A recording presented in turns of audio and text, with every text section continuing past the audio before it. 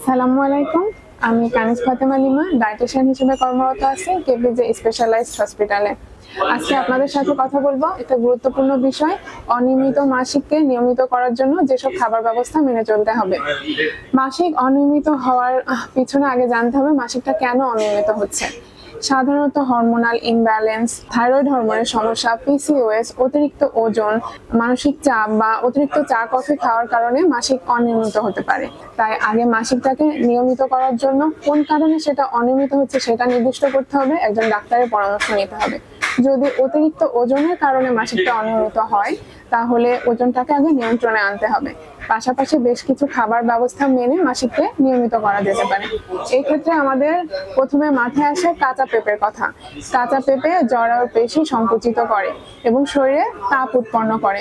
এটা আমাদের ইস্ট্রোজেন হরমোনের মাত্রাকে নিয়ন্ত্রণ করে পিরিয়ডকে নিয়মিত করতে সাহায্য করে।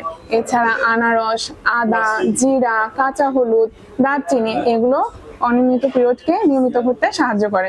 আদা দিয়ে গরম পানি করে খেলে অনেকটা উপকার পাওয়া যায়। ঠিক একইভাবে দারুচিনি গরম পানি বা জিরা সারা রাত পানিতে ভিজিয়ে রেখে সে জিরা সহ পানিটা খেলে উপকার পাওয়া যায়। এগুলো শুধু পিরিয়ডকে যে নিয়মিত করতে সাহায্য করে তা না, নিয়মিত করার পাশাপাশি পিরিয়ডকালীন মেয়েদের যে পেটে ব্যথাটা হয় সেটাও এটা অনেক সময় কমাতে সাহায্য করে। এছাড়া বিভিন্ন ধরনের সবুজ শাকসবজি, ফলমূল, ভিটামিন সি সমৃদ্ধ ফলও মাসিক নিয়মিত করতে সাহায্য করে। গাজর ও আঙুরের রসেও অনেকটা উপকার পাওয়া যেতে পারে। এছাড়া আরেকটা বিষয় হচ্ছে অনেক সময় আয়রনের ঘাটতি থেকেও মাসিক অনিয়মিত হতে পারে।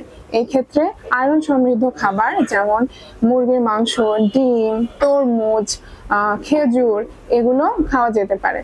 আর শুধুমাত্র যে খাবার ব্যবস্থা নিয়ন্ত্রণ করে এটা নিয়ন্ত্রণ করা সম্ভব তা না, খাবার ব্যবস্থা নিয়ন্ত্রণের পাশাপাশি প্রতিদিন হাঁটাহাঁটি, ব্যায়াম, সঠিক সময়ে ঘুম এগুলো অনিয়মিত পিরিয়ডকে নিয়মিত করতে সাহায্য করে।